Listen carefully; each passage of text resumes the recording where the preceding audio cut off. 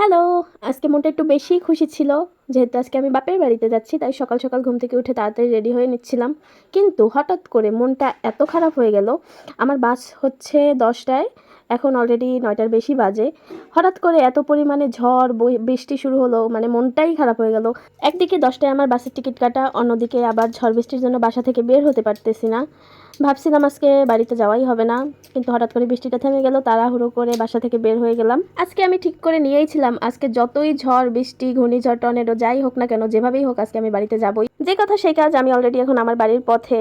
বের হয়ে একটাও রিক্সা পাইনি, একদম মালিবাগ রেলগেট পর্যন্ত আমাদের হেঁটে আসতে হয়েছে। তারপর একটা রিক্সা নিয়ে বাস স্ট্যান্ড চলে এসেছি।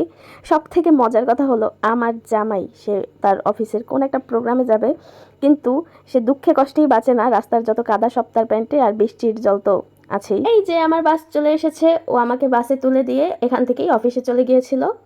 ও আচ্ছা আচ্ছা, আপনাদের তো আসল কাহিনীই বলা হয় নাই। আমি তো প্রথমেই বলেছিলাম আজ যতই ঝড় বৃষ্টি হোক না কেন আমি আজ বাড়িতে যাবই। কাহিনী হয়েছে, আমি যে বাসের টিকিট কাটছিলাম, বাস স্ট্যান্ডে আসার পর তারা বলতেছে বাস যাবে না, বাসে যাত্রী হয় না, আপনারা টিকিটের টাকা ফেরত নিয়ে নেন। আমি ছাড়া আর ২-১ জন যাত্রী ছিল, এর জন্য বাস নাকি যাবে না। এরপর কি করব, আমার জামাই বলতেছে চলো বাসায় ফিরে যাই।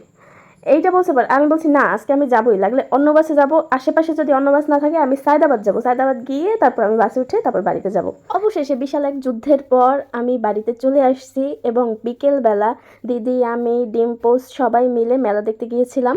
মেলায় গিয়ে একটু ঘোরাঘুরি করলাম, বাট প্রচণ্ড গরম ছিল, এর জন্য বেশিক্ষণ থাকতে পারিনি, বাসায় চলে এসেছিলাম।